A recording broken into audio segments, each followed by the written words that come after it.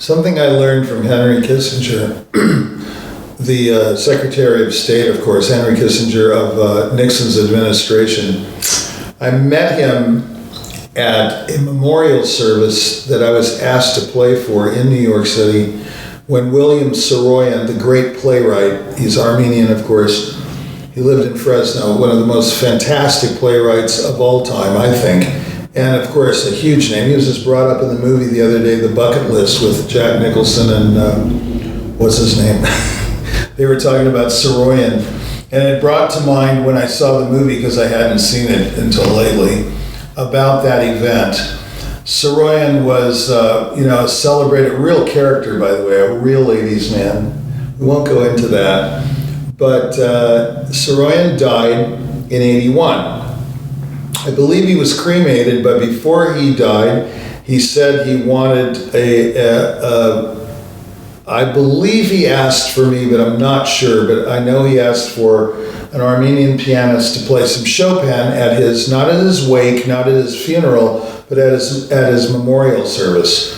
So the Archbishop Torka Manoukian of the Armenian diocese, he was the primate of North America, sort of the Pope of the Armenian church, it's an Orthodox church, called me and said, okay, Richie, do you have some melodic, slow and fast, variety of type Chopin?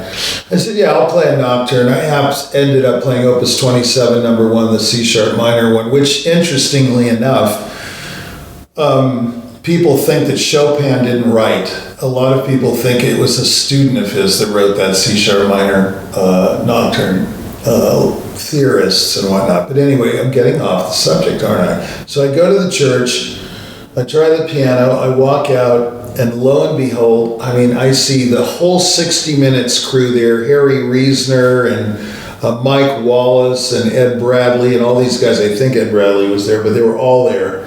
I see Arlene Francis and all these superstar, I think even Bennett Cerf was there. I think he was, but I can't remember. But, What's My Line and Dorothy Kilgallen, all these people rolled into one. In the audience, I said, oh man, I should have practiced, I got really nervous. So I go to the piano. It went really well, luckily. I played well. And Kissinger wrote me a letter that I have, and I'll never forget it. He wrote it to Mr. Atamion. He spelled my name Atamion. And of course, he did his famous Henry Kissinger, upside down, open rectangle as his signature, just like this. That's his signature. And I got it in the mail. I was just stunned, And it said, I just wanted you to know how moved I was by your performance of the Chopin the other day at the Saroyan. That meant so much to me that he was touched by it. And I got lots of letters and accolades like that during my career, but that one was quite, made an impression on me. But herein is the lesson. That's not what I learned, because he liked my playing. So later, maybe a year or so later, a few years later, I was going to Frida Roth's office, who was my mentor at the time. Claudia Arau was my mentor, his secretary. She was a very tough, difficult woman. And I was going up to see Frida. Oh, the maestro's not available, all this nonsense. I said, well, look, I might not be available, So Arau never acted like that. He was very humble, and he'd always, you would play for him like Ondine, and he'd go, how do you play it like that? How do you play?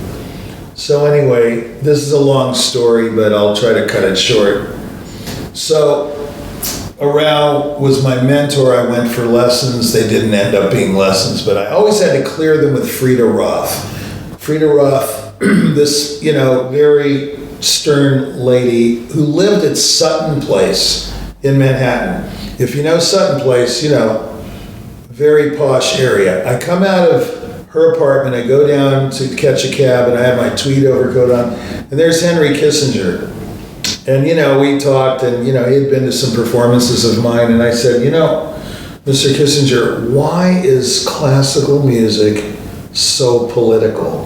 Why is it so political? Of all things, why is my industry political?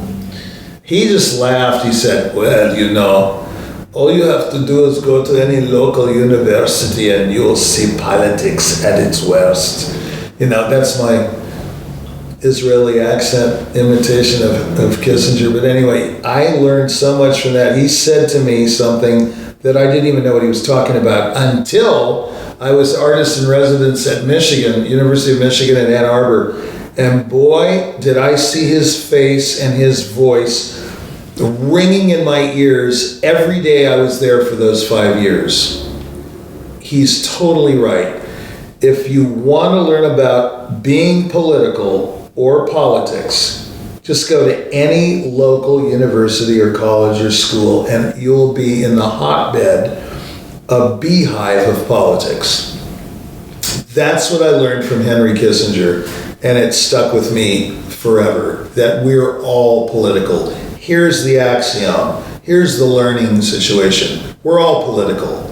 We align each other, we align ourselves with people who think like we do. That's being political. When we make friends, we try to find people who think alike, like us. We don't necessarily do what Lincoln did, which was he lined his cabinet with people who opposed him. He didn't want people who were like-minded to him because he wanted to get feedback. He wanted original thought. He wanted ideas about how to run the country. So there you go. You're either political or you're Abraham Lincoln. That's it.